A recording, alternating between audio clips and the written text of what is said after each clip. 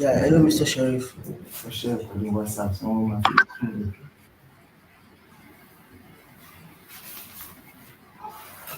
Hello, Mr. Sheriff. Can you hear me, please? Mugoli Ashmashile for the next 20 minutes. So that's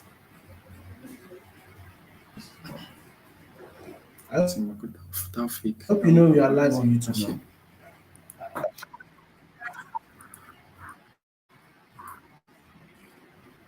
Yeah, I'm trying to. Okay.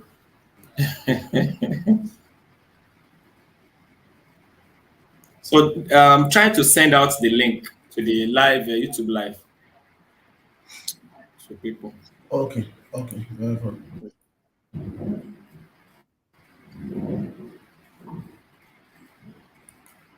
Oh,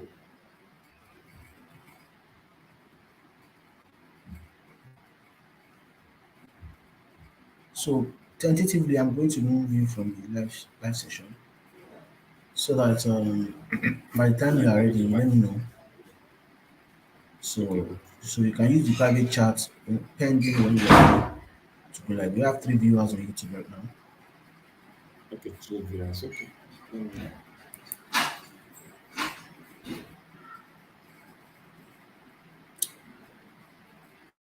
Uh,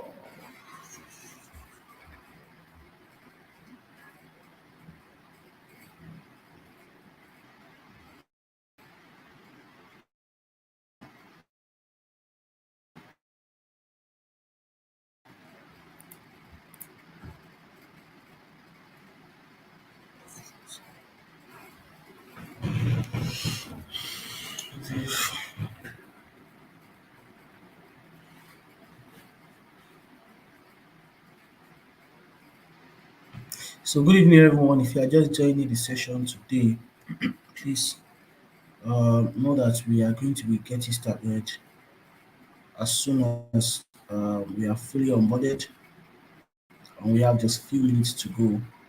So we are only waiting for some of our speakers to join the stream.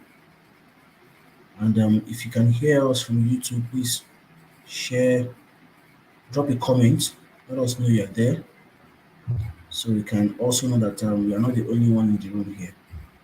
So you can just drop a comment and let us know you are live and you are there. Please.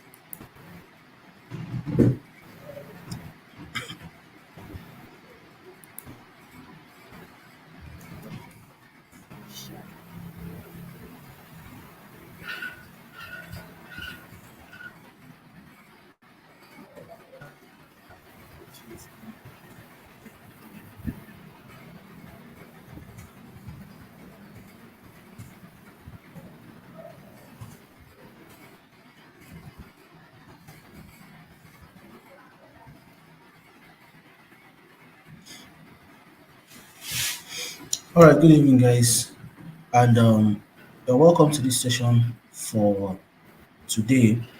The session that is focused on um, telling ourselves the secrets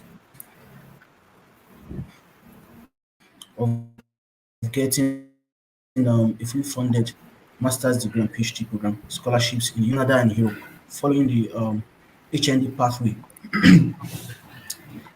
From what we all know, and for most of us who are joining this session, if there's anything that has been a challenge for most HND graduates, it is usually how to further their studies. Particularly, of course, in Nigeria, you have a case of where you have to go through either the PhD route, the postgraduate diploma route, before you're able to further into your master's degree. And in other cases, you have to do a top up, which is a BSc top up, before you're able to move into your next career path in terms of your academics and your study. So, and these are, of course, this has always been a challenge for most of us. And in fact, beyond the academics, even at the place of work, you end up being seen as a second fiddle, kind of, because you are coming into the career ecosystem with a PhD. And at other instances, they will tell you that you being a PhD owner is you being somebody who is more technical, and you are unable to move on to the extent of being a research oriented person. So today, and on this webinar session today, that is organized by Leader Mentor, we want to demystify the opportunities that are there for um, brilliant Nigerians, brilliant and energetic HND students on how to further their academics and how to make the most of the opportunity out there. And trust me, everyone on this session today is a graduate of HND program. So starting from myself to the founder of Lead and Mentor himself, Mr. Sharif Lamidi, that is known by um, almost everybody on this session, as well as the scholars that we have in the house who will share their success stories and um, help those who wants to also navigate this journey on the things that they need to put in place and the things they need to know. So this is all we have power packed in this session for today. So be rest assured that you're getting value for your time. Really, you're getting value for your time. Once again, I'm Taufik Olariwaju Musa. As most of you would have seen in the flyer, I will be the moderator for today's session. So, and I'll be passing the baton on to Mr. Sharif Lamidi, who is the founder of Lead and Mentor. He has been a mentor to many people, countless number of students, both within the Lagos State Polytechnic ecosystem and without it. So, and all the scholars that we have in house today, and myself actually, we are we are graduates of the School of Mentorship. Let me put it that way. So we are going to be having him to give us an opening remark before we have our guest speakers, speaker one, two, three, before we have them go live on their speech and being able to take us through how to navigate the journey to graduate school. So, Mr. Sharif Lamidi, please. Yeah.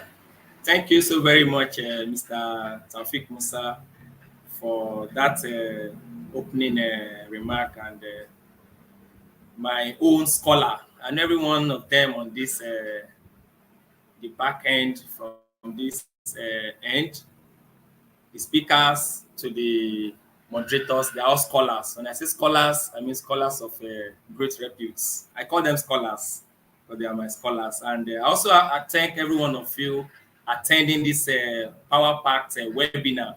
So I can see Ayodele Damilola, Fear of Physics, and Muleye Deborah, Adesoji, and all of that. I don't want to start mentioning. Thank you guys for making it a date.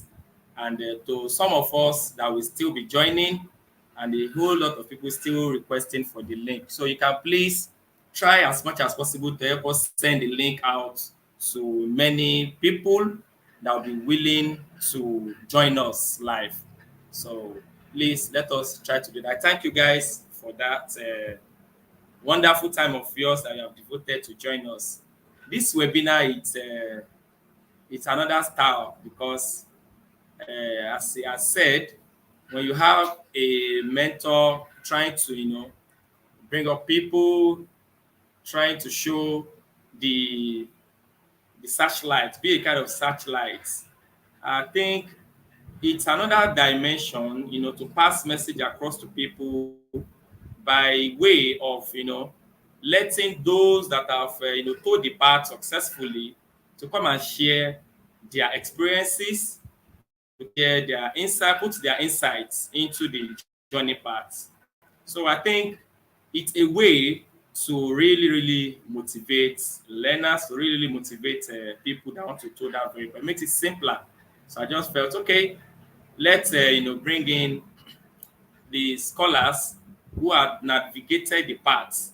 And this webinar would be addressing two areas. On this platform, we have undergraduates that have been looking at, okay, we've been hearing about a fully funded scholarship. Is it possible? How are we going to navigate that path? So for the undergraduates that are currently on, and there are those that will still be joining, I can tell you today you would be having a better insight as regards how and what you have to look up to on campus. A journey, or the journey of 1,000 miles starts now. So you have to start well and the journey well, so that by the time you are transcending out of school, possibly you are, you land in either US, Canada, or Europe for your fully funded scholarships, provided that you are aware of where you are going. And to the graduates that are among us that are still trying to navigate the paths, so they will be sharing giving a great insight into the how of how to go about it. Well, I've also received quite a good number of messages that are why HND. Well, I need to clear that part. The webinar is centered, or let me say it's HND centric. We're talking about HND because we know the graduates of HND often have that second fiddle mindset that our certificate is so relegated.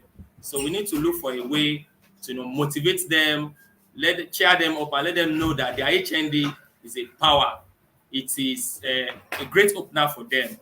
But in a nutshell, if you have a BSc or a degree or bachelor, so to say, sincerely, you are good to go. What an HND can do, I don't want to say it can do better, it can also do. So, and that's what I have for you. So we'll be hearing from the speakers as they would do great justice to the topics, which are the areas of questions that have been popping into my social handles. So I think that's what this webinar will revolve around, and you'll be learning a great deal from it. Thank you so very much.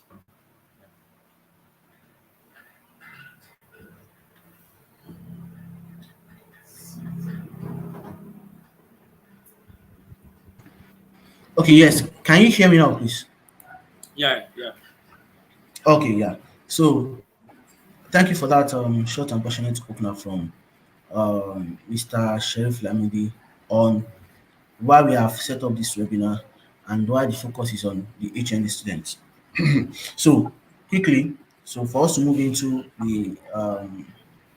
the doings of the day, let me put it that way. What we have for today on this webinar today, we are going to be having speakers who are going to be speaking on three major areas of our journey to a fully funded scholarship.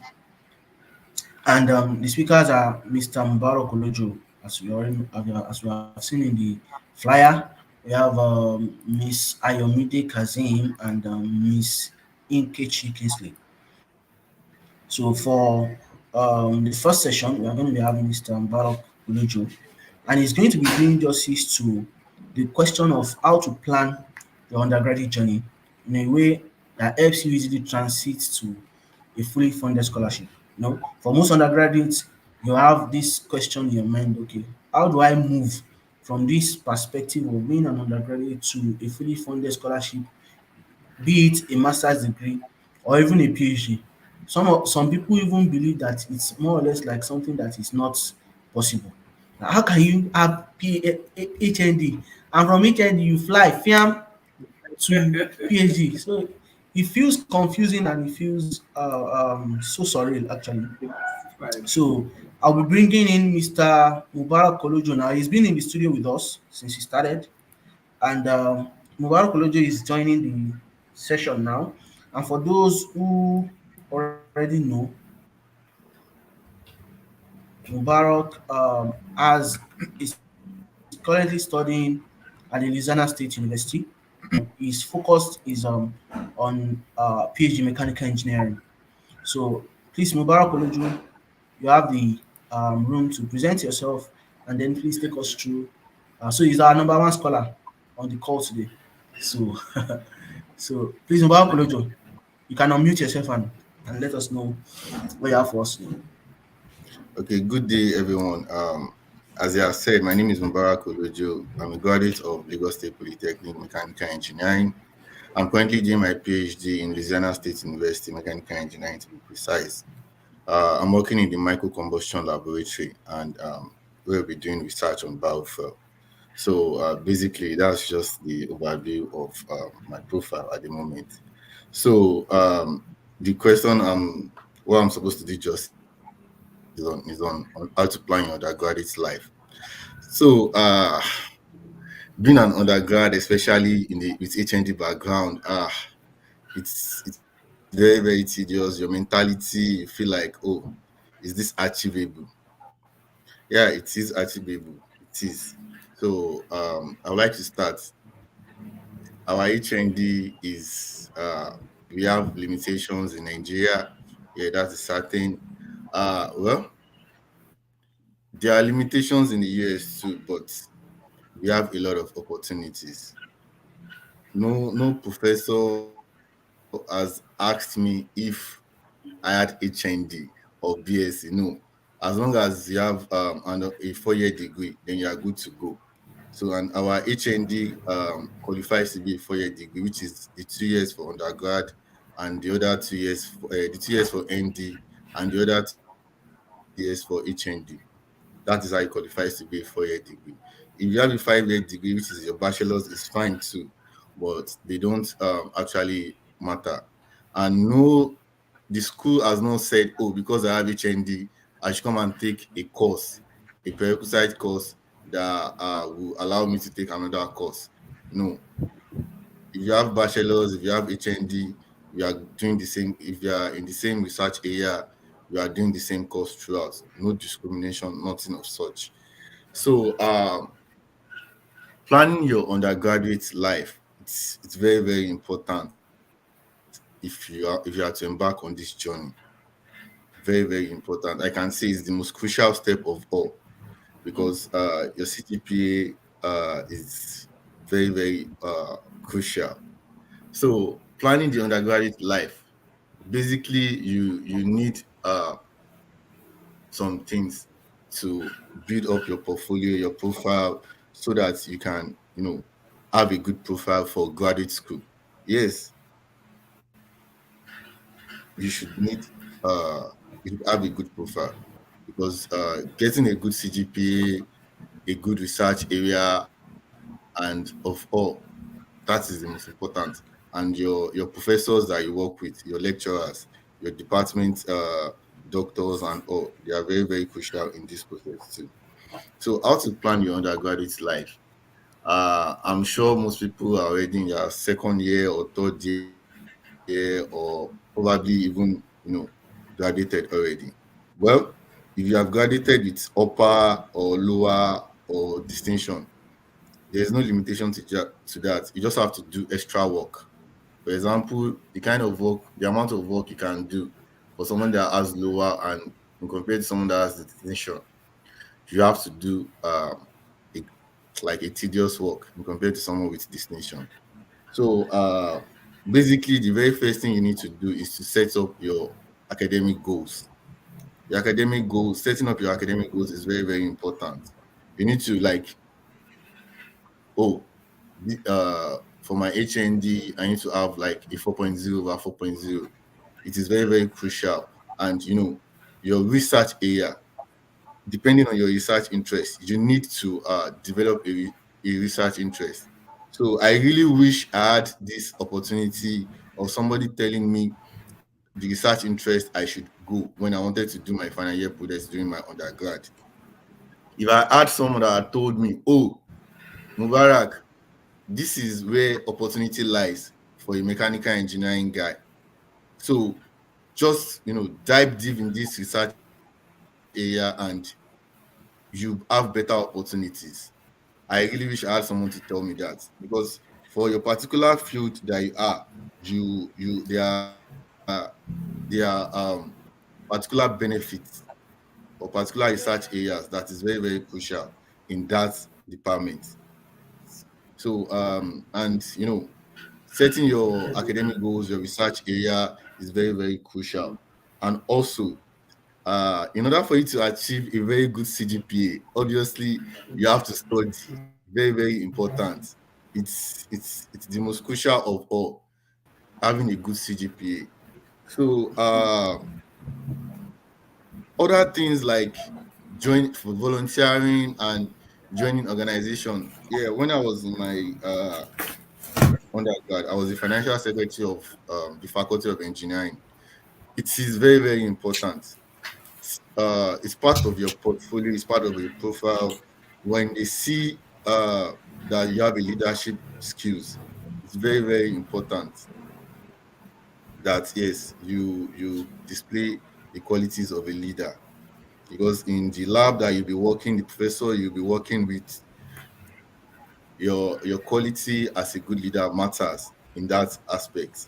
And also, you need to like balance the activities of the social life and the academic life. They are two different things. You need to balance them up. I would like to talk a little bit about CGPA. CGPA is okay. I came across something recently. Like there are some particular schools in the US that they will waive your application fee for you, and waive some other things for you just because you have a very high CGPA in your undergrad. So your very high CGPA in your undergrad has already paved some way for you, and you just have to do just little or much effort, and you are there. So but for someone with a 2.2 or a 2.1, yeah, you have that opportunity, but you have to look for it, like very, very tedious work to look for it. And it is it is very, very crucial for you to do that. So doing your undergrad, one thing is important. You need to have a detailed structure for your study. You need to develop a strategic methods for studying, because this will affect you a lot. And I feel like it's very, very important. So I want to say something about you know something about the academic and how you transition into the graduate school. When I first arrived here and I received my first class, I wanted to just go back to Nigeria, because the academic environment, the academic structure is very, very different from way back home in Nigeria. So you as a person need to be mentally prepared. I'm going for a PhD program. You have to be mentally prepared. Like I got here and I was laughing after my first class. Like, sure, I will not go back to Nigeria like this. And these are courses that we've done in our undergrad, and when you look at yourself and you look at other countries that are here, people from India, Bangladesh, you realize that you're not different from this guy. This guy might be from India, might have received the best education, but yet I have received the best education too, in one way or the other. And the very good thing about it is how you have, develop your study habits from your undergrad, which is the most crucial aspect of all. So during your undergrad, you need to maintain a very, very good relationship with your supervisor, especially your project advisor during your final year. That person holds a very, very key, I would like a key to your journey. Your undergraduate supervisor, it is very, very important for you to have a good relationship with your undergraduate supervisor and other professors or lecturers that can attest to your academic capability while you're in your undergrad. Those things are very, very crucial to work with. And with that, I believe you're good to go if you're able to achieve all these I've listed.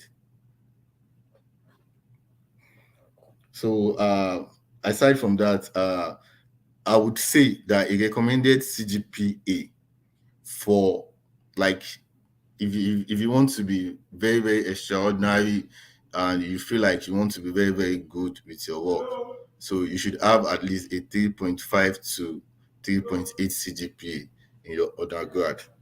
And that one is a lot of work, and it's something you have to do. Start working on it, develop yourself, um, academically, mentally, socially. It's everything affects and boils down to your CGPA. And one other thing I would like undergrads to do while you're in your undergrads, you have a lot of time ahead for preparation of your graduate journey. Softwares matters. Learn softwares. Like if you're in engineering, learn SolidWorks. If learn Python, learn programming. Those things are very, very, like, you need to be very, very know how to use them very well. I got here and I started learning some things. You have to, because these are just basic things you learn, you do, just to make your research go further. For example, we have a 3D printing machine in our lab. I've never seen that before. It's just a mini 3D machine. And we use it to print parts for our research. Just go use SolidWorks to do the design, then go ahead with the printing so that you can, make the research move forward.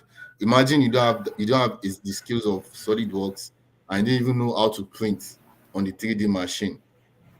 You have to start, you draw the research back. So equipping yourself with this knowledge of softwares and programming is a very, very good way, and you're good to go with that. I believe it should be fine, and I wish everybody success. So that will come to Okay, the yes. conclusion of my Okay. Olojo Mba, that's Olojo Mba for you. And thank you. That's a very short and actionable presentation. From the presentation, you've been able to set the tone for anybody thinking of um, getting into the postgraduate study through the HND pathway. And I like the fact that you established that it is not only in Nigeria that the HND is a challenge. It can also be a challenge outside Nigeria, depending on where you are coming with. Although your what's called your performance is much more on the side of outside Nigeria than here in Nigeria. So what they are more yes. keen about is, can you do it? Can you deliver? Can you get the job done? And that is it for them. And Okay. beyond then, I think you mentioned some very key items that needs to be taken care of. Setting the academic goals right from your day in your undergraduate days, so you don't waste time and sit back and think that, okay, when you just come out with anything, you can jump on the train and then you're going to get it on a platter of gold. So also you mentioned having a research area and how that can effectively impact your possibility of getting a very good scholarship program. Then you also mentioned showing that you have that leadership competence, participating in leadership programs, leadership activity, volunteering, Yeah, and other areas like that. So, and lastly, you mentioned the idea of the technology part of whatever you're studying. Know the software, know some of the tools that you make use of when trying to study, so that by the time you're able to blend these gaps together, even in your CV, your academic CV, your professor is seeing someone of high competence, high value that he can convincingly work with. So that should be a and summary of what you have said so far. yeah, and also maintaining a good relationship with your project supervisor, Yes, especially, yeah, that's and that your that's lecturers true. individually. Someone that can attest Okay. to your academic capability. Mm, mm. That's an interesting one. It is very, So we very have important. some questions. Yeah. So we have some questions here. So I believe that most of the Hmm. questions are bordered around, you mentioned something around having a CGPA of 3.5, 3.8, and Recommendation. oh, Is over here. so So I was going to point it to some is questions actually. okay. So So can you see? basically So the over 3.5 here we and have the issue of 3.8 okay, go on, go on, go on. is over four. Is over four. 3.5, 3.8, Yes. because majorly in the United States they use 4.0. So when I'm talking in CGP, I'm talking of 3.5 to 3.8 over 4. So one of the things that makes our HND very, very easy to access is this, because in Lagos State Polytechnic, to be precise, we work on the 4.0 scale. So when you present your academic transcript to the school that you are going to, when they see it, they know, oh, it is 3.8 over 4, and you are good. Though it's not a must that you have this 3.5 over 3.8, but it's always good to set the target and get this CGPA very, very good. If you have a low CGPA, probably if you have graduated, yeah, it's not the end of the road. You just have to do, yeah, if you have a low grade, yes, but you just have to do extra work. Extra work. It's going to be tedious because there are guys in that same area that have very high CGPA. So now imagine you with a low CGPA. Though there are also other things you can use to compensate your CGPA, like to complement it, but it's always advisable if you are still in your undergrad. If you are still in your undergrad, I repeat again, if you are still in your undergrad, you can always aim for at least a 3.5 CGPA. Okay, so there's a question here that what is the best GPA for those in the university? So Okay, for if you are in the university, I met some university guys that they have about 4.4 to 4.3, 4.4. I have a particular guy in my department right now. Um, I think he graduated from OAU, Nigeria. I think he had a CGPA of 4.2, 4.2. So it's not a bad, it's not bad. It's 2-1, and I feel like if you are in the university, you can always aim for first class if you are still in your undergrad. But if uh, you can get the very best CPA you can get, try and do that. But 4.2 is not bad. okay, so this will be the last question that we'll take, so I can move on to the next discussion, which is Okay, going to involve what are the things you your can do to compensate for low grade? low Well, grade. Yeah. uh, I'm very sure that question, I don't want to answer that, but I believe Okay. there's still somebody that will do justice to that very well. Okay. So in Okay. what our next presenter will do. Okay. Okay. So Okay. Yeah, a That's lot of awesome. things That's actually. awesome.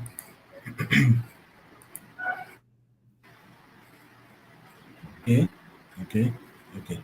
Okay, so that is it for us with Mbao Kolojo. He's still gonna be in the session so that by the time we have the general timeouts, we can ask and possibly we'll be having some insights to share with us. So let's quickly move on to the next speaker, who is Ayomide Kazim.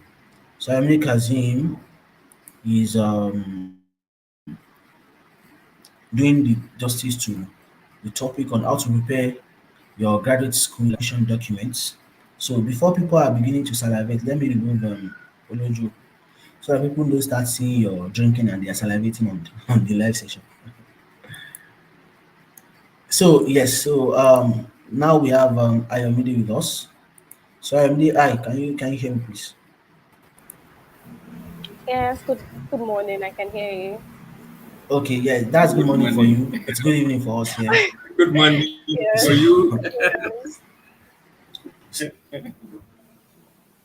so so quickly, so Ayomide is going to be discussing with us on how to prepare your graduate school application documents. So, and for those who are still wondering who is Ayomide, so Ayomide is currently a PhD Case Western Reserve University.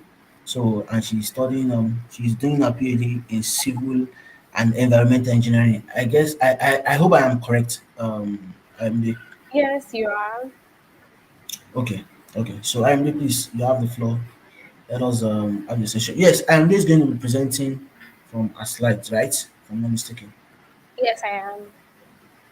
Okay, so Good morning, don't forget. everyone. Sorry, IMD. Before you begin, let us quickly Yeah. inform that don't forget to share the link of the live session with your friends and so that they can also join and benefit from these discussions. So don't let it be something that goes with you. Let it go around. So let it go around, please. Yeah. So IMD, you can go ahead, please. Good morning, everybody. My name is Ayomidezo Kazim. I'm a PhD student in civil engineering at Case Western Reserve University, a top tier one research university. I'm also an I scholar, and my research area focuses on using artificial intelligence to improve civil infrastructure. I work at the Opal and Richard Vanderhoof Lab and also the Institute of Smart, Secured, and Connected Systems. Today, I'll be talking about how to prepare graduate school application materials. So, when you want to pursue graduate program, you have to, of course, apply just like you have JAM and you have to, sorry, your undergrad, you have to write JAM and then also present your WIEC results to get into the university. It's the same procedure, just a little bit different in the US, the UK, and also in Canada. So I'm walking you through the materials you would need to apply, and also how to boost your profile because you're competing with people from China, you're competing with people from India, and those guys are crazy. But as much as there are like 21 persons who has like skills that you Those have, guys there's are. something, yeah, there's something really distinct about you. There's something you have that, Yeah. trust me, graduate school wants, and you should be able to give to them.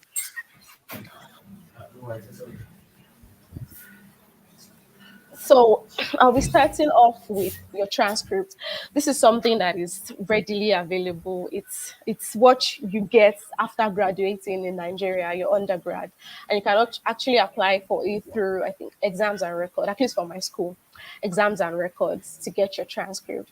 And if you're graduating this year, and you're planning to apply this year or next year, you should have started or have already gotten your transcript because that's like one of the most pivotal documents you would use in applying. So the earlier you get it, the better. And also your recommendation letter. Your recommendation letter is like, I would say from my own experience, 30% of your overall application because it paints a picture to the admission committee that, oh, from your professor's point of view, from your lecturer's point of view, from your supervisor's point of view, this is who this person is. This person is committed. This person is serious. This person is a change maker, has made impacts in the environment, the academics. So they are the one that would actually push you, that would push your application forward. When any admission officer reads your application, your recommendation letter, they're like, oh, okay, this person is good. I think we should move forward with the person's application. Okay, let's review the person's SOP. Let's go through the person's CV. So your recommendation letter is a push for you. So you should actually pay attention to it. Make sure they come from people who best know you, who can testify to you. And it doesn't have to be like I've seen people who say, "Oh, your recommenders have to be from, have to have a PhD, have to have a master's." Not necessarily. You could use a lecturer one. You could use, I mean, in the polytechnic system, we don't have professors, so you can't actually use a professor. You can use a lecturer. Exactly. Just somebody who knows you best, somebody who can really testify. And then your resume and your CV. Your resume should be a summary of your academic journey. It should detail your CGPA. If you have, like, if you're a polytechnic student, you should have your HND CGPA first, your ND CGPA listed, and if you are a BSc holder, you just need to put your BSc CGPA. You should have the awards you've won. Okay, I participated in a competition. I came first. Competitions that are actually related to your course. Like, okay, I participated in a tunneling competition, so you could actually add that. Um, Also, you should include the research you've done. I understand that some of us don't have journals, which is not a big deal, but you can actually include the research that you've done. You can include the research that you've done in your lab. Nothing is too small. If like my undergraduate research was on transportation, it wasn't really related to what I'm doing now, but I was able to maneuver through it. I told them even the practicals we did in other courses, I listed it because in a way they're actually important. So every single practical you've done in school that you feel, oh, this thing can give me edge in the research area I'm going for, please list it. And other things you can list are your leadership position, because they don't want to, being graduate school is not just about the books, it's about your ability to work with a team, your ability to even lead a team. You're going to be presenting at conferences, you're going to be presenting at seminars, you're going to be TAs, you're going to be teaching undergraduate students. So they need to know you can step up. They need to know in every situation you can maneuver, you can just get things done. So I like your leadership position. If you were a treasurer for your department, listed there. If you were a president for one your students' body, listed there. These are things that should be on your resume. And things you might want to avoid on your resume, like, except like your resume should just be 1.5 page. That's one and a half page. It shouldn't be too long, so long. Just put the most important points first. You can ignore excessive work experience. Just put like 3 4 important experience, lab experience. And if you do not have like an experience that is like related to what you're going for, please just use a lab experience. Like in school, I'm sure, like I did research, I did lab work for like a course. You can just put it there that, oh, you've worked on this, you've worked on that. Make sure everything you put on your CV points back, all circle back to your research area that you're going for. And do not lie on your CV. Like, they can actually verify that. They do verify in some cases. So do not lie. The next and important one, the personal statement versus the statement of purpose. Some schools would actually ask you to write either a statement of purpose or an SOP and a statement of purpose. So it could just come out, write a statement of purpose only, and sometimes you would be asked to write personal statement. Like when I applied for Carnegie Mellon University, I was actually asked to write a statement of purpose and a personal statement. It depends on your department and it depends on schools. Now, there is a difference between a personal statement and a statement of purpose. A personal statement just gives an overall view of who you are. Who are you as a person? And a statement of purpose projects who you want to be. Now, I would like to differentiate them. The personal statement, why it shows why you are the right candidate. It should show why you're the right candidate for the program. Why should they choose you amongst hundreds of people that applied? Why you? And then the SOP should be, why are you applying for the program? They are two different things, but it should project the same thing. I am here. Put a beacon light over your head and say, oh, this is me. This is why you should choose me. This is why I'm applying for the program. I'm applying for the program because, oh, I've done something. I've done a research prior and it relates to the program. And I believe that these research skills, I can actually bring it and do like more for the department. Your personal statement also should highlight how your life and academic experiences has shaped you. Yeah, you want to tell people, you want to tell the admission committee that, okay, I read an SOP about a guy from India who wanted to become a doctor because he actually lost his uncle, I think, to one sort of cancer. It was his life experience, the things he saw, the things he heard, pushed him to want to become a doctor. While your SOP should highlight your qualifications, like I also said, your although you're putting your qualifications, your awards, your research done in your CV, yeah, you're highlighting them. But in your SOP, you just want to explain a little bit. Oh, the research I wrote on my CV that I did, oh, on smart materials. This is what I actually did on it. I looked at how we can help solve infrastructural collapse in Lagos. I looked at how it can, how concrete can have a very large elastic limit such that they don't break. They can receive a lot of loads, go back to their original shape. How sensors are added to buildings to detect cracks and all that. So you want to delve in a little bit more. Oh, I won this award because I did this so research. Now, your personal statement, some schools do recommend the length of the personal statement. They can tell you between 250 to 500 words or 500 to 700 words or 750 words.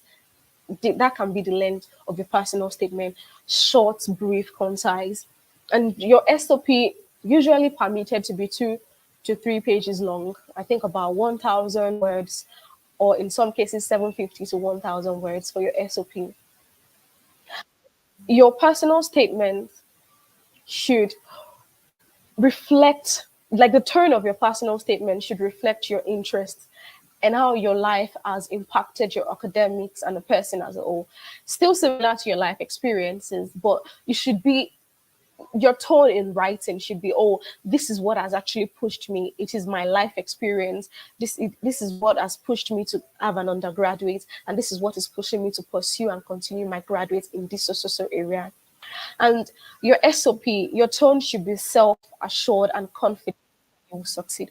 You should let them know that, yeah, I'm coming from a totally different country, totally different academic background, but I assure you that these skills I'm bringing into your program, into your group or research lab, I would actually succeed. I'm positive that with these skills, I will be a change maker.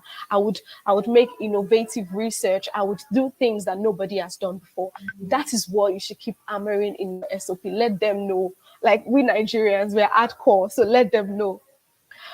And your personal statement should be genuine and inspirational. Like it shouldn't be so soppy or like sad. No, it should be inspirational. This is my drive. This is my motivation. I am pursuing a research in artificial intelligence for to make infrastructure smarter because Nigeria has faced so much infrastructural collapse and has killed lots of people. Lots of accidents have happened on the road. That is why I am going for my PhD. Let them just let it be genuine when they're reading.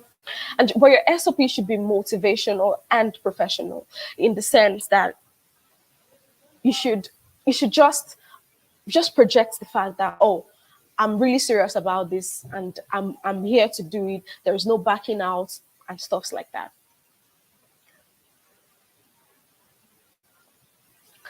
So what you should do in your personal statements and statement of purpose and what you shouldn't do. You should do a proper research in the sense that the school you're applying to, the department you're applying to, make research. What are the things that the department what are the things the department is known for? Like my school, one of the things Case Western Reserve University is known for is our co-op program. While you're a student, you can actually be working with industries, doing interns, gaining work experience as a student. Another thing we're known for is our cultural diversity. Everyone is here for you, so you have to use all those things to your advantage. Tell them that, oh, since the school is so concerned about cultural diversity, I'm a Nigerian, I'm female, I'm black. For you in engineering, females especially, you're female, you guys have so much advantage. So let them know that, oh, I'm a female, I'm black, or I'm Yoruba, or I'm from a minority group in my country. Those are key points you can use in your personal statement and statement of purpose. Let your language be confident and effective. Use simple, confident, and effective language. Don't use languages that they have to check a dictionary to actually know the meaning. You want to really avoid that because these guys don't have time. They check like hundreds of application material. Let your application stand out. Use simple yet professional font size and style. Some schools recommend styles for you. The school will specifically tell you this is the font size, this is this font spacing, and this is the font style we want. So you should really do your research. Stay focused and remain on topic. Like, don't digress. As much as you want to go around what happened to somebody that inspired you, let it all come back home. And home is why me, why you should choose me. Let everything come back to why they should choose you.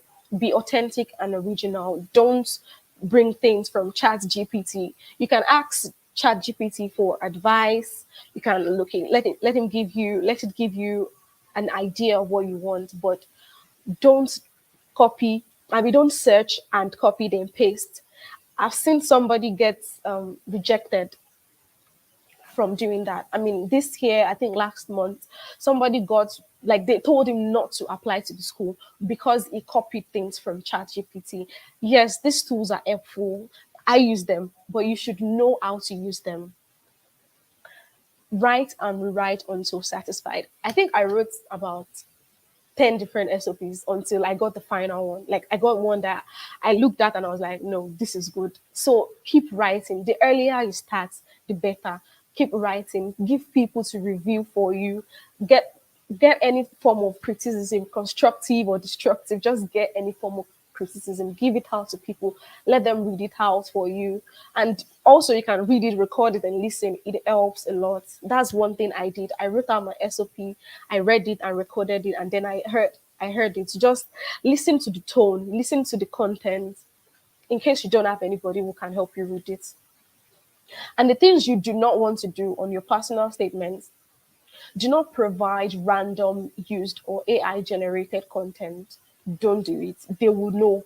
Like, they have a tool for checking plagiarism and things that are generated. So they would know. This place is like roaming with different forms of softwares that can just be used. Do not exceed word limits. It's just like in essays too. Like, I know we write essays in Nigeria. Don't exceed the word limit at all. If they tell you 750, let it be between 700, 720. Don't, if you can even stop on 750 on the dot, but I don't advise it, because one or two things, if they convert it, by the time you upload it to their own system, they download, it could lead to one thing or the other. So I always suggest keep it between 720 to 740. Give or just leave that room for 10, even more.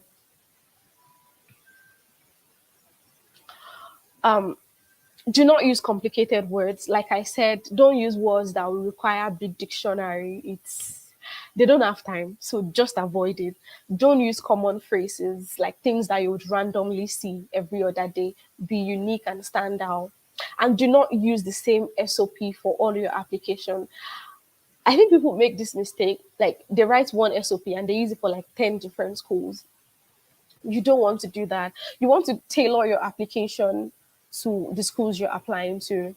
You don't want to just, oh, I've written application, I've written SOP, and that is just what I would use. Do not repeat information. Just what is in paragraph one, don't bring it back to paragraph two. Don't bring it back to paragraph three. Your cold emails. Okay, this cold emails is essential because it tells you before they even view your application.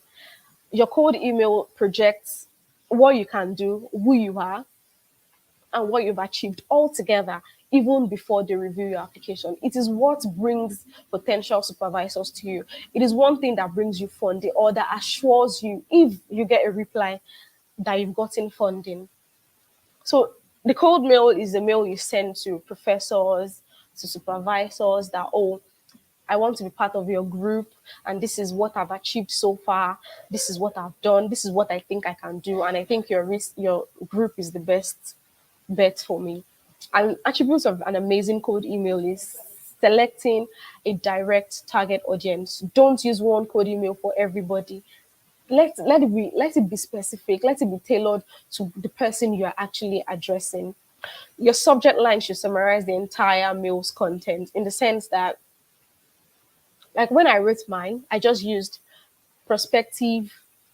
I think I used prospective PhD student fall 2023. Then my name. It conveys the whole information. It tells them, oh, I'm a prospective student for fall 2024. It tells them my name.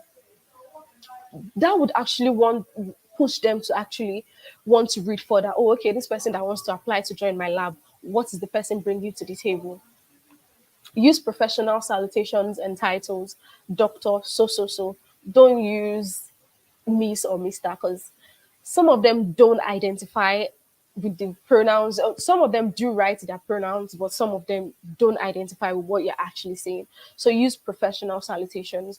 Introduce yourself by highlighting your strengths and achievement. Tell them, I graduated as overall best in my department, in my school. I won this award, this one, that one. Keep the mail concise, clear, and consistent. Don't make it too lengthy. These guys don't have time. Your signature should contain a thank you and salutations. You should, of course, salute them again and then a thank you. I think your address should also carry your name, your email address, your contact, and your country. Just that form of signature is really nice. Then other things is sending mail from personal email addresses. Don't use any email that has I don't know, sexy baby something. Just use a professional email like your name, this, a number, those normal email, not emails with different attachments. Then review them for clarity and grammar before sending it because you don't want to send an email like the first point of contact between you and your professor. You don't want it to be on blunder, grammatical blunder. Then additional application material. Like someone asked, if you do have a low CGPA, what can you do to boost your CGPA, your profile? Other things you can use to boost your application are articles. Probably you've submitted an article on newspaper. For those that studied mass comm or something, probably you did a newspaper in school. Even if it's in school, it doesn't have nothing is too small in this application journey. Trust me, every pivotal point in your life, every tiny thing you think you did in life is big. It is really, really big. So whatever it is you published, just put it there. If you have written samples, like you've done project, like some department actually asks for written samples if you're applying, so you might actually need that. Journals, practicals, or research that you've done, and also a very good social media page. And I think one of the best social media page is LinkedIn. Is more professional. Some also do like Twitter. I don't know. I've seen some with Twitter who ask for my Twitter account, but LinkedIn is the best page for you. Oh, something I didn't mention in the cold mail. If you're sending your cold mails, please attach your transcript and your CV. They provide additional information about you. Okay, and also these are websites for graduate application. I just compiled a little. Some of them are for writing SOPs and personal statements. Some of them are for reviewing. Some of them list colleges like universities in the US with their ranking. Some will put you through how to write a very good SOP. and also some on fee waivers and all that. Thank you. Okay, that is Ayomide Kazim for every one of us. So you've seen Zul Kazim, right? So that's been a very interesting presentation. At least it was quite detailed and has this kind of teacher approach to the presentation. More like since you are going to know a future lecturer, so a future professor. So that was an interesting one. At least it had in details the essential things you need to know about the documentation for graduate school and how you should prepare documentation. So it has the point when you are trying to gather your documentation together and when you want to send it. So critical information that I can't even summarize it in whole. So what basically it talks about being genuine, ensuring that your documents are intact and are correct. And of course, the documents speak about your personality genuinely, not an assumed personality. So, and of course, there was a very much emphasis on the personal statement and the statement of purpose beyond just the academic record, the CV, and other kinds of document. But that personal statement is more or less like the beaming light that shows more Yeah. on your personality and your competence to take up the research work. So that has been a very interesting one. Yeah. And we have some questions here to quickly take. So because we have Inkechi that is online and she also has some other things that she wants to do. So I'll just take some questions related to what you have addressed, particularly Ayomide then, and our general statements. I'm going to bring in some other questions. So there's a question here that says that what if I don't have a publication? So can you say what if I don't have, is it really that important? Okay. Like I said, you don't necessarily have to have published it. I didn't publish prior to applying. I published after I've gotten admission. But the thing is, if you have a research you've done, you can put it there. Tell them that you've done this. You don't have to write publication. Just write research slash articles or just research only, and just put, oh, these are the research I've done. You don't have to have published it. Okay, so just like I think your response has answered this question, which is can I use my written project? So Yes, you can definitely. Please put it there. okay, so you have a compliment here. Let me show you. So this is the compliment. So I believe this person knows you very well. Taufik Moshood. So you Probably. look more beautiful. That is a comparative Thank statement. No you. problem. So so while we are looking at that, so let's have Inkechi to join the session. I think she's very much ready to take us through on our own part of the discussion. And Inkechi will be telling us more about the encouragement that you need because beyond just the application, there's a need for the mental readiness, the encouragement, and that is what Inkechi is going to be taking us through. And I believe that Inkechi is very much ready. Inkechi and Mubarak Olojo, they are in the same school, Louisiana State University. So, and I I'm believe the odd one out. Nkechi is studying chemical engineering. So, okay, yeah, the odd one. Okay, sorry about that. So, Nkechi is live, and she's studying chemical engineering at the Louisiana State University. So, Nkechi, thank you for joining us for this session. Hello everyone. Good evening. I think it's evening over there. I would just like to highlight the importance of academic excellence and being like hardworking in your graduate study. So, can you guys hear me? Like, am I like Yes, very well. We can hear you. okay? So, just to highlight the importance of like um academic excellence. So, I graduated from Lagos State Polytechnic, Before I graduated, I already had some information about, like, I always knew I was going to study abroad. I had good grades during my ND, so I did not want to do a direct entry because I knew my end plan. Like, okay, I'm going to study abroad. I want to get my MSc, then get my PhD. So I thought of the cost. I thought of the time wastage, like doing a direct entry, spending more years for something that was not important. And I had some other personal issues to also consider. So I had to like have my A game. So in ND, I was the second overall best graduating student. I didn't even get a lot of compensation. In fact, I was disappointed. I think I got 15K during the whole ceremony. So from day one, when I got into my HND, like I wanted to get graduate with a 4.0, and I worked towards like getting a 4.0. So that was what I was just working. Everybody was just trying to get like, okay, let them get this. Mine was, okay, I'm going to get a 4.0. And that was what I did. So I got 4.0 on semesters, but I made sure like at the end of the day, even if I did not get, my CGPA was not 4.0, it was very close to 4.0. And I graduated as the best graduating student in my school. So for me, by the grace of God, I didn't have to do like a lot of applications. I think I only applied to 2 schools. I don't know if my CGPA was the number one determinant, but at least I've interacted with my professor about like admission process because he once shared.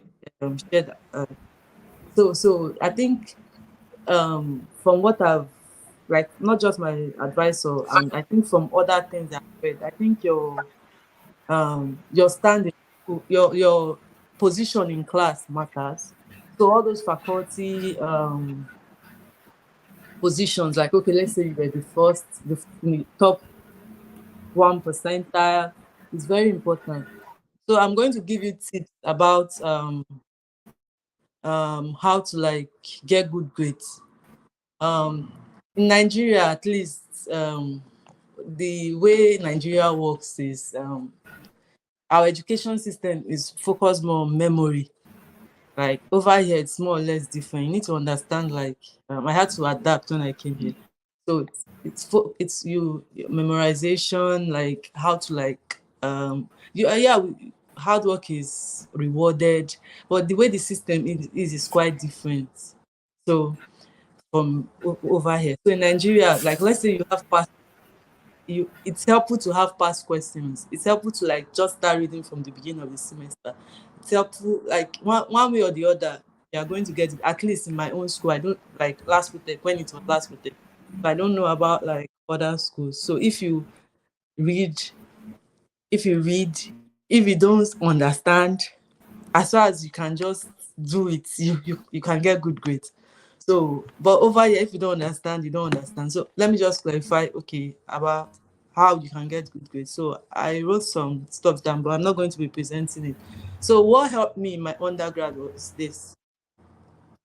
So, well, okay, for people that have HND, your ND and HND matter.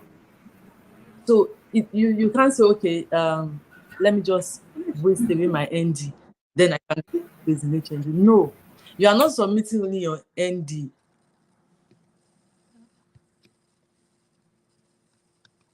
You are not I don't know if this thing is.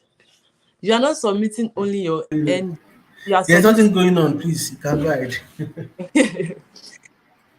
You are submitting both your ND and your HND. So it's an undergraduate degree. So I'm very careful when I want to, like, when I applied, I never said I had a bachelor's degree. I said my undergraduate degree. So I cover it under the undergraduate thing. The HND is equivalent to a bachelor's degree. It's not like it's not, even the Nigerian HND is different from the HND you have in Ghana, the one you have in, ours is better because it's like what counts for, like, for a US bachelor's degree is 4 years. So we have like that advantage, and our course credits are way more than the one in Ghana, the one you have in Ghana. So number one, in your end, you start preparing for, if you've already, like, you didn't do too well in your ND. If you are in your HND, try your best. You can get 4.0 every semester at least you can get 3.9. It's doable. I graduated from chemical engineering. That department is very hard. Like if you check the ranking for chemical engineering, like if you check, it's always the second hardest course in the whole world. Like everywhere that course is hard. So you can get good grades. Like you try as much as possible to get good grades. School is not scam. Like school has helped my life a lot. So school my life. I know where I'm coming from. Like, if not for school, as in, I love this part. yeah, school. So you guys should just focus, like read, study hard. Like what, like them in school. I used to start from the beginning of the semester. If I'm taught anything, I'll make sure I read and understand whatever skills you have. If you have, if whatever will help you better, study with people. Have a study buddy if that helps. Read, understand. If you are scared to meet the professor, the lecturers that meet other people, there are past questions. At least in last, but I don't know if it has changed. At the Nigerian system, like past questions do not fail. That's what I used to do. I'll go to the library. I used to meet people that were in classes that way ahead of me in class. I'll go and meet them. Some questions I knew, always come out in a year because I know the first semester that I did 3 math courses, one statistics and two advanced algebra and advanced calculus. I went to meet people in the previous year ahead of me. I met them and asked them, okay, I knew this question was always going to come out. How did you guys solve it? Don't be just go after like what you want. You are there for a reason. Just the mindset I used to have then was this, like I had my own distractions. Mine was novel. I would take out my memory card from my phone. I'll be like, okay, these 3 months I have, I'm going to focus on getting like the best out of it. I would read. I didn't care. Like I would just read. Come back from school. First thing I do was I would read. So every day, any class I'm taught, I made sure I revised. I read like everything that day. So before the end of the semester, when people were like trying to like cram everything in together at the end, I had already revised, done all my reading. Then I was now going to go into detail and start focusing on, like I used to read a lot during the exams, but it was more or less to like perfect what I already knew. So if you guys are students, your GPA matters a lot. Like there are people from all over the world applying to certain like institutions. Like in my department, last semester, like we had last in fall 2022, they gave 17 people admission, about 6 were Nigerians. That means even in my department, because we have a lot of Nigerians in my department. When I go out for stuff like seminars or summer schools, I see Nigerians. So when you go, you see people from India, Bangladesh, different countries, China. They have good GPAs, like they have 3.9, 4.0. Even the Americans have 4.0 out of 4.0. And you want to come with your 3.0. Like, and the thing is this, some of them even do research before coming. Some have papers. You don't have papers. What can you show? What can you show to any advisor that is willing to take you on? Like, okay, I can do this. What makes you better than other people? Your SOP might not be beautiful. It might not be good. I recently I went through my SOP. I was like, so this is what I wrote, like, and this is what got me here. Like I was even like, wow, I didn't think I like right now looking back, I did not do a good job. But then to me, so I did a good job. So you need to read help. I know it's not easy. I saw someone said, it's not easy. I know, but just take away distractions. Like people get in here with less GPAs. Like people come with second class upper, even if they lower, I think you can. It's more, but you have to build your CV. You have to work hard, maybe get publications, like have a skill, like be very good at coding, because different research, like I'm a chemical engineer now, so I know more about like my field. In chemical engineering, like let's say you want to, because let's say you apply to a master's, you might not get funding. You'd want to apply for a PhD, so your GPA is important, right? So since your CGPA is important, there are other skills you should have too. You get, because now everybody is looking into machine learning. Even if you are not, you want to do experimental work, that's also good. It's not as if everybody's is doing machine learning now. You can just do simulations, but the more skills you have, the more opportunity. Like the Nigerian education system is not well rounded. Like it is when you come here that you find out that we don't, like we are not being prepared for what is obtainable outside. Like things we solve by hand are being done by softwares, computers here. So you need to be well open, have an open mind when you do your ND project. Do it like make it, let it have quality. You can even publish that in a low end journal. Then your HND, do something good. Work with your advisor. You can tell your professor, your lecturer that like, can we work on this so that we can publish? Like, because if you publish that, it can help you like include that in your application.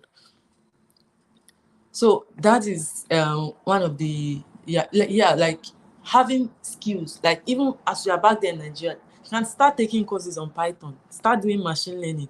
It's not hard. Like get a computer. There are like free courses everywhere, like on YouTube. There are plans. You can just start like building yourself up, like so that in the future you will not be limited, so that your country will not even pull you down. You can reach whatever height you want to reach. I know friends, like I have a friend that graduated with, he didn't graduate with a distinction. He graduated with upper. At least in HND, I think he got a 3.4. In ND, he got a 3.3. Yeah, and he got a fully funded scholarship. But he came for a master's. Though. But when he came, he had like he worked somewhere. He had some skills, so he was able to sell himself to the person he TA'd for, and it was the person recommended it for a PhD scholarship. So if you don't even have a distinction, it won't stop you. Everything is packaging. What skills can you, like to me, PhD is a job. And I'm saying PhD because that is the easiest way to get funding for most schools in the US. And there are abundance of like every department, especially in STEM. STEM is science, technology, engineering, and math. There are openings in many schools. Like the US have over 2,500 schools. If you can just look for a way to you can start like right now, even as students. If you've graduated, it's not too late. It's not too late to start like building yourself, like getting skills, like learning how to use a computer.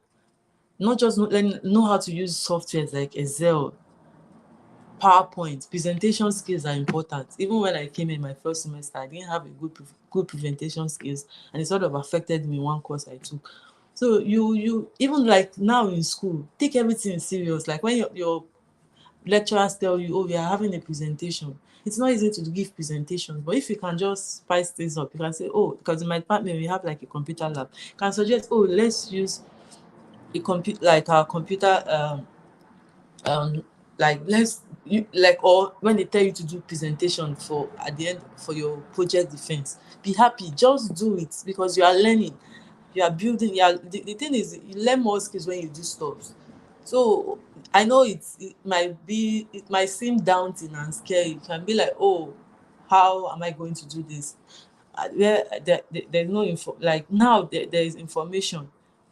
There's information everywhere. Like Mr. Sharif now came up with this platform to help people. There are guys on Twitter that give, and the thing is, join Twitter and LinkedIn. Like that, you get a lot of valuable information from those platforms. Like there are many scholarship influencers, advice, professors post openings in their labs there.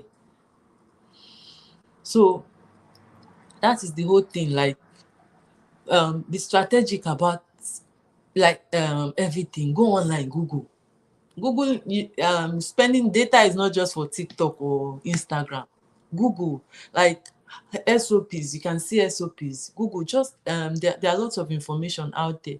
It's left for you to like just try to like make that effort to get that information. And it's good to have mentors. Like I remember when I was in last Protec, I nearly gave up on my own HND journey because Mr. Sharif reached out to me. Was like, oh, you could go, like you can start applying to schools. About I was like, yeah, I already started. I even wrote GRE, and I told him that I wrote GRE. Imagine, like, be ready to spend money.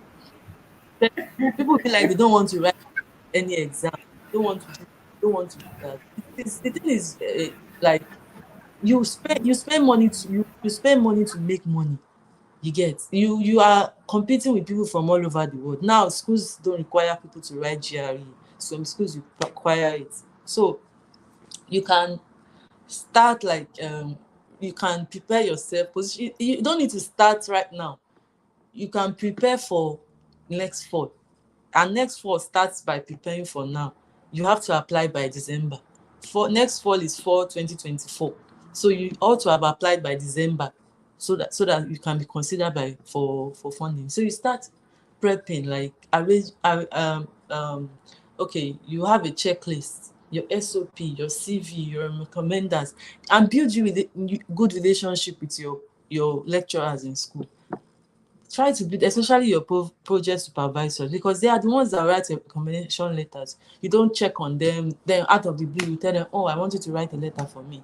How would you expect them to write? You can even have a rapport with your recommender in such a way that you would write the letter and tell him, oh, him or her, oh, please, okay, I'll write the letter. You write whatever you like, and the person will accept it, and the person will just sign and read it and go through it there. If it's okay, they can just sign, because some of them might be too busy to pay you attention. So, and what other thing?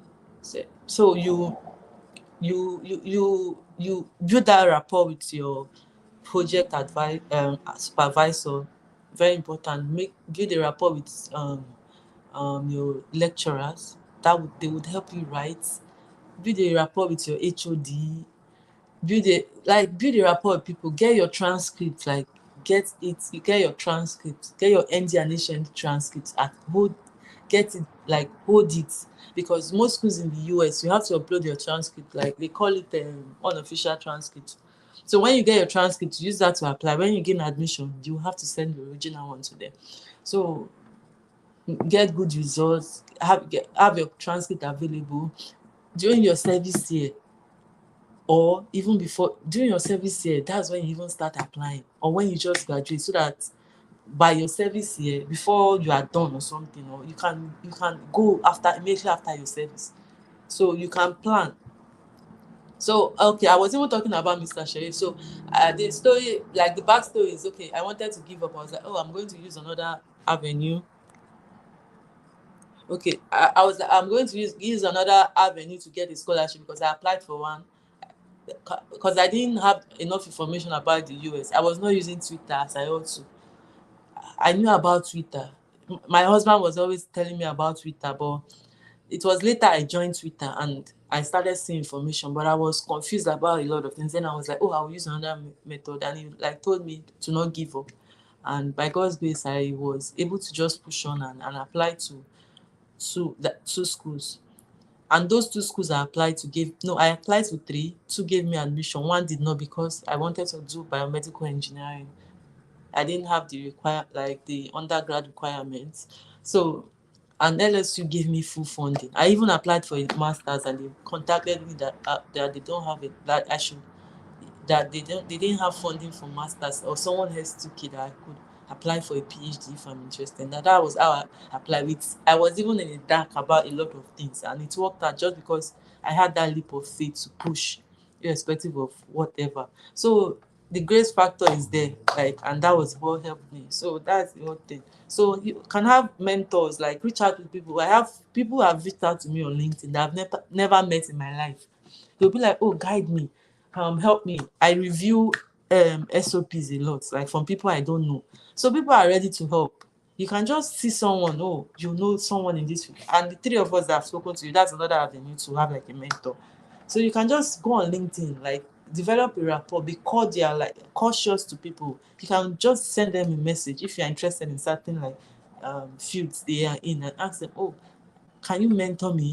I need your help. People are ready to help you do that. So thank you for um, giving me an opportunity to share my thoughts and all. So Oh well, that's a wrap from Inkichi, and really that's been an interesting one. More or less like a summary of what Olojo and Ayomide Kazim has brought to the fore in this session. So, and with that being said, I want to bring in Olojo and Ayomide Kazim so that we can have some questions being answered quickly because our time is fast spent. And someone here spoke about, yes, this person had this question, Victoria Ogonna. Sorry if I didn't pronounce that very well. I just saw that your question seems to be very, so yes. So when picking topics for your graduate research programs, should the topic be picked randomly or am I to random pick topics already done by others? Before anyone goes, Mr. Sheriff, please, one or two inputs from the on the session, then we now have the question and answer, please. Wow.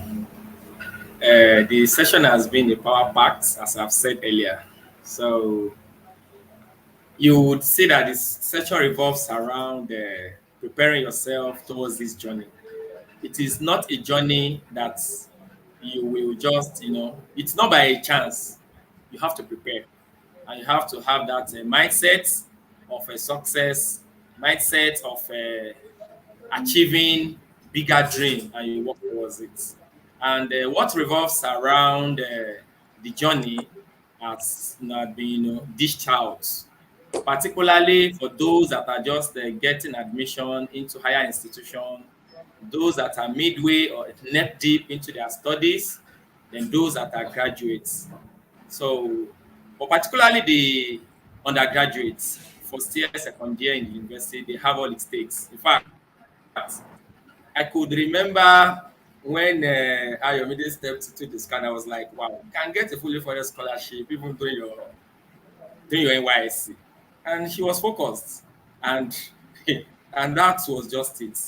So that's is an orientation. Like if you see the way Nkechi was dishing it out, like she started from book, and book. And later she dived into every other things involved in terms of skills and availability of those skills. Everything is available. Everything you need is available. In fact, there is no limitation when it comes to this journey. So that I want to ring in the bell, in the ears and memories of the participants and all. Like you have no limitation. Everything is available. You need a mentor. Mentors are available. I Nkechi never knew me from when he entered school. Olojo no, Ayo no. You can go online, chat with people. People are ready to help on this journey path. There are people. I can't count the number of CV and SOPs of people I have never met in my life. And so please, orientational thing. I could recall the first time he sent an upload about HND is not a disease. We can get this HND. People were like, it's a lie. It's not possible. In fact, I think our moderator Taufik was a witness of that then. So people were like, you don't know what you are saying.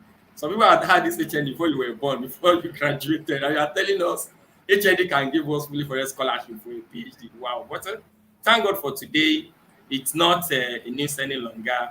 And if the orientation is cool and you have the motivation, you have the drive, sincerely, you will get all what you want without any limitations. So that's just the addition I want to add, that orientational change. Thank you so much. Okay, yes. Thank you, Mr. Sheriff, for that insight. So let's quickly take maybe a few questions before we call it a day, and then everybody can now join the Telegram channel. We have a Telegram channel for Leader Mentor that is being managed by Mr. Sheriff Alamidi himself, and he actually shares opportunities, schools that have fully funding processes and how you can go about it. And you have the likes of Nkechi, Mbarok, and Ayomide in that channel too. So, and the channel has a space for you to make comments. So, the comment section of the channel can be used to ask your questions. You get answered. Don't worry, that is certain. So, you can get answer from there. it. And if you have a specific issue, maybe a course based, a career based, or a path based, then that can be answered too. But on this call, let us quickly answer this question about when applying for graduate programs. Am I to pick topics already done by others, or how do I go about picking topics for my research? So Olojo, please can you go with that, please? Mubarak, are you there? Okay. So when applying for graduate research programs, am I to randomly pick topics already done by others? So no, let me just say no. Because this is how it is. If you're in your final year, there is a research interest or something you did for your project in your final year. So that is a research experience for you. So basically, for me, what I did for my undergraduate research is not what I'm currently doing. Like, it does not relate. But after my undergrad, I did another research in this area I'm currently doing. So which is what actually aligns with the interest, the research lab I'm currently in. So it's not that you just pick a research randomly from somewhere else. So you can't, I don't know, you can't just dive into a research you don't have interest in. A professor or anyone will not be willing to fund you if you don't have interest in that particular research. Picking research randomly already done by others, no. It has to be something that you're interested in. Like, because the research is what you are going to be doing majorly for the PhD program. So you are spending about 3 to 4 5 years doing something that you are not interested in, something you pick at random. It is not advisable. So you can always develop interest in that research before proceeding in probably applying or sending cold emails to professor, or saying you want to do a research in a particular field. I think that is just what it is. Can I speak Thank you up for on? that. Okay. Yes, I was going to call the two of you to have your comments on the topic, on the question. So Okay. briefly, Nkechi. Um, for that, like every department varies and every school varies. So he's in my school, right? But we are in different departments. So for my department, it doesn't even work that way. My department does not support you sending cold emails to professors. A lot of professors in my department will not even respond to you. So you don't even know what you're going to do, what research area you would have till you join. And the way it works in my department, you take courses the first semester. In that first semester, the professors will now present their their research areas to you. They are going to do a PowerPoint presentation. They are going to show you what they do. Then, if you are interested, then they pick you. You choose them, and then they choose you if they want to. So you might you might not. You are even told in my department to have an open mind when you come. So when you write an SOP, you can write like a general thing, like, okay, I'm interested in working in. I don't even think I specified like a specific field I'm interested.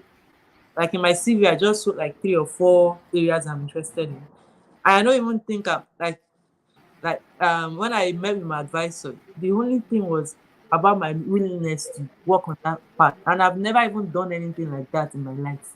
Like I do more or less a PhD is like science based. If you're an engineer, when you do a PhD, for example, like most chemical engineers end up doing chemistry. Right, I'm a computational chemist because what I do is purely science. I do quantum electrocatalysis, mostly quantum chemistry, like application of quantum chemistry, electrocatalysis, and computational simulation and programming. So it's more or less like for my own department, it's like your willingness to like work with the you have interest, but you are limited by what research they have available that are funded because funding is very important. Funding is what pays for your scholarship or assistantship. Okay, so Ayomide, are you still there with us? Ayomide Kazim. So from what we've been able to hear from Nkechi and Olojo, so it is there's no one size fits all to it. It's having to understand the context of the school and the department you're trying to apply to. So basically, the best way to go about it is still the approach of having someone who has passed through the journey before. So LinkedIn provides you that opportunity. You have a lot of people on LinkedIn who have actually passed through the school and department that you're trying to apply to. So having to ask them some of these questions to go a long way to give you a context to, okay, this is what is obtainable within this space that I'm trying to apply to, and gives you a much more interesting edge when trying to apply. Someone asked a question here. Ayomide is not, I don't know, she's not connecting. Maybe she's having internet connectivity issues. Someone asked a question about, does WES boost your CGP? So, does WES boost your CGP? Is that correct? Can you please answer that, Nkechi? Does WES, does it boost your CGPA? Yeah, it boosts, like for every other person's, it boosted. For mine, it reduced my CGPA. Like I don't even know. I had like high CGPA in ND, I had in HND. So it's not as if there was much difference, like for each GPA. But my husband did West, it's boosted. Every other person that did West boosted. So it mostly boosted.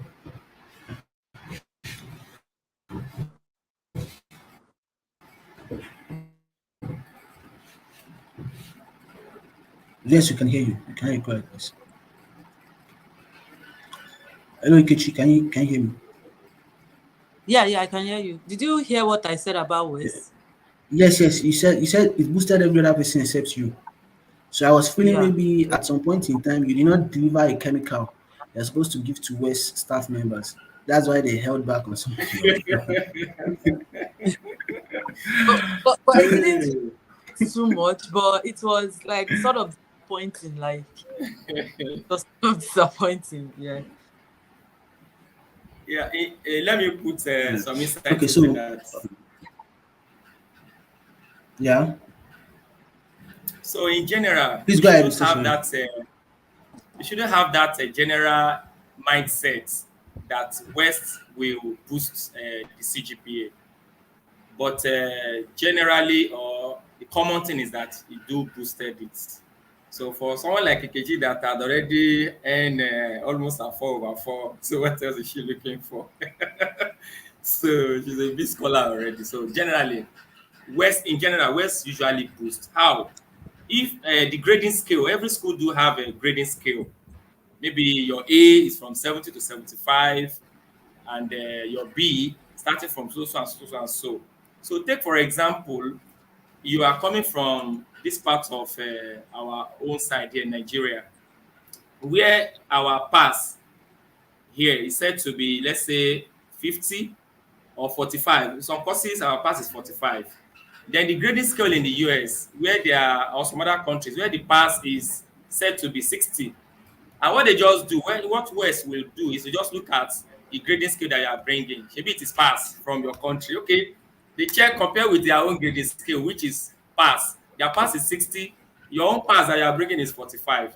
So by the time they use that their own grading scale, that is the summary, the grading scale, that's the table that follows the transcripts that explains the result breakdown. So imagine you have 45, which is a pass, and they are now using their own scale. Their own pass is set to be 60. So at the end of the day, you have your CGPA, having the chances of being boosted in most cases, and that is how it happens. I'm not. I think that is that clear enough. Yes, very well. So there's So another question that, here that is it advisable to apply to a school where you have sent the graduate coordinator an email. So, and about the application guidelines, maybe the GRE's option or fund is available, but you are yet to get any response from that school. Can you still go ahead and apply to the school? Is it advisable? Mr. Sheriff? when it comes to Oh, you are not. application. So generally, when it comes to application to graduate school, it's like a research. All informations about a particular school and the program is available on the school website. all information. So if you are confused about the info, in fact, the information will be available on the departmental website for that specific program. And different programs do have requirements. Some the program would have GRE waive, while some program will have GRE compulsory or required. So just endeavor to check very well. Yes, you can mail graduate coordinator to get that information. Then you can also get it specifically from the school website. If you mail graduate code, it will, at times some of them will be like, you are supposed to have checked from the departmental website and check the requirements, although they will still answer you most times. So they will answer that information you have asked the graduate code. Most times it's available, but if you still ask, well, and you have not gotten response, you well, if you want to play with application fee, you can submit, but it's better you are sure of those requirements if it's compulsory before you submit your applications, because you cannot just play with your application fee. But if the application fee is waived, you can try your luck. You can try your luck.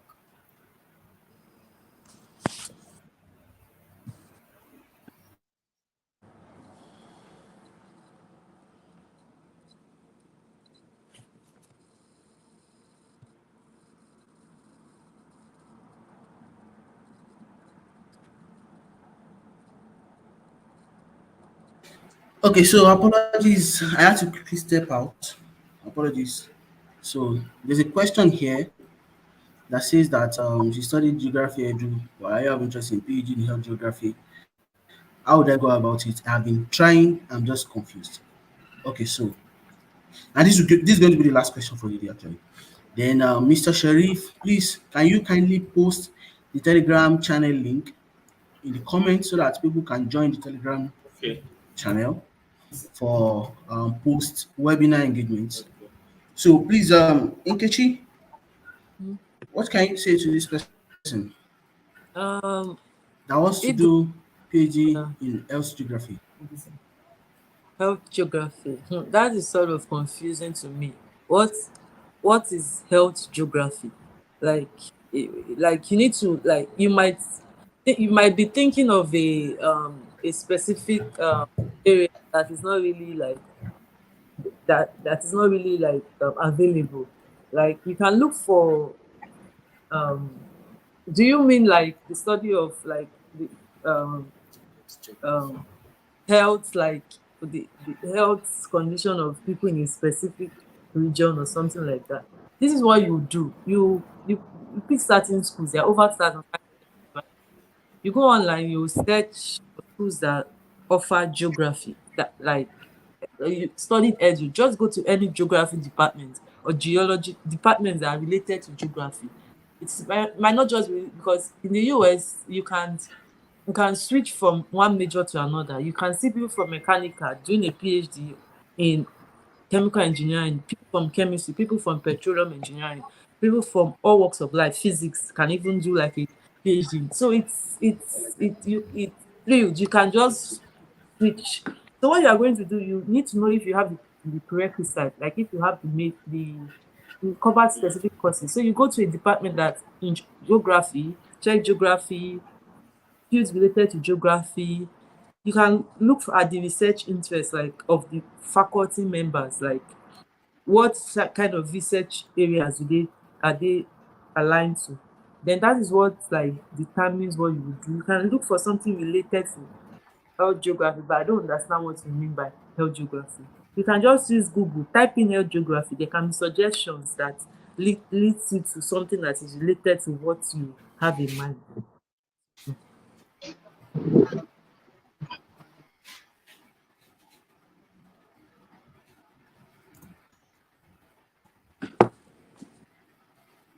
Hello? Ah, Okay, yes, yes, you can hear you. Yes, very well. So we understand. Mr. Sharif, what can you say to this person who wants to Okay. study Earth geography? If you want to study geography edu, but your research area of interest for PhD is health geography. How would I go about it? Graduate school journey, as I've always said, it should come with a flair and a bit of research. In fact, you'll be a young researcher if you are to do this application. It's very simple. If you are interested, as Scholar Nkechi had earlier said, you need to look at schools that offers geography. There are some schools that are good in a particular course. Look at geography as a program. Then you now need to look at the faculty members in that very department, right? So you check some of their research. So you need to look at their previous research, check their lab, read about their work. So when you go through their work, a researcher, a faculty member might be having up to 100 researches. Then you can also from there see the current research of that very professor or doctor. From there, you would have penned down a particular professor or doctor in this school, maybe 3 of them, you check another school. Randomly, you would be seeing up to like maybe 10 or 20 professors in maybe 5 different schools. That's your first level of with my own area of interest. You are good to go. That's your first line research. Then you now look at specifically what they do in their work because research is unending. Like Olojo Mubarak now, the research is currently undergoing. I think I learned the research had been ongoing for how many years now? For about 4 years. About 4 years. And I'm sure your prof will have graduated maybe several PhD students on that same work. Hope you get. So the area in which he's That's working on correct. now, That's correct. yeah, it's another area of research, a bit different from what other that had already earlier done their research on towards those faculty members. So I think that answers that question. Wow. Okay. So thank you very much, Mr. Sherry, for that very interesting answer. So on the screen, you guys are seeing the link to the Telegram channel, and if you check the comments section, you are going to be seeing the link to the Telegram channel. Then please reach out to Inkechi Olojo and Ayomide Kazim for the link to join the Telegram channel if you don't have it. Also, you can talk to Mr. Sherif Lamidi so that the channel has a lot of resources from list of schools, countries where you can get fully funded scholarship. Yes, here most of the discussion has been focused on the United States. There are opportunities in Canada, there are opportunities in European countries like the Schengen, Germany, Netherlands, European countries generally, Malta, and a host of other countries like that. So don't limit yourself to just one location and keep on beating around when you can actually explore more opportunities in different and other locations. So key things that, as we mentioned in this session, your preparedness, that's one. Your results, your CGPA is an essential thing. The way your charisma, your leadership skill, your connecting your existing academic journey into what you're trying to do, or being able to connect your pain points, your inspiration with the goals of your postgraduate journey. So these are some of the things that the seminar has emphasized, and it has really been very um, um, if I would say very interesting to me. So, and on this note, I want to thank everybody who has joined the session, starting from Olojo, Nkechi, I am the Kazim. Then for Mr. Sharif too, can I say thank you enough? You've been there and has always been very much helpful to everyone who has come knocking on your door. So and without asking for a dime, actually, yes. I don't know of anybody that Mr. Sharif has charged for some of this value he gives out for free. And he has a YouTube channel. So one of the ways you can also learn and you can also help people who want to learn on this journey is to share the link to his LinkedIn channel. Most of the things that we have said here in summary are in detail on this particular YouTube channel. So I said YouTube channel. So in detail, you have several videos that capture most of these things. And I believe that anyone who is serious and is committed to this journey and is taking those bits and bite steps towards learning on this channel, you are going to have a success story like we had the likes of Nkechi Olojo and Kazim. And for the records, Nkechi, Olojo, Kazim, they are all HND grad, and they never had the master's degree approach. They didn't even do PhD, talk less of doing a top up or to BSc or something like that. So all they did was to prepare themselves for the journey ahead, and they started sending out the applications and looking for opportunities, and they're able to close down the opportunities. And today, the success is theirs. So tomorrow, we want to be saying that yes, we have another success from this from those who joined today's webinar. And on that note, I want to draw the curtains for today's session. Let's all have the engagement continue on our Telegram channel. Thank you, everyone that joined the session, and thank you for all our participants, the speakers, and thank you to me too, the moderator who has been speaking Very since. good. So Thank you if so only very if only much. you to be paying us money, I would know how much I would have collected today. All right, all right. So take care, guys, and have a pleasant weekend. Wow. Thank you so much. Thank you. It's a pleasure. Yeah, thank you, scholars.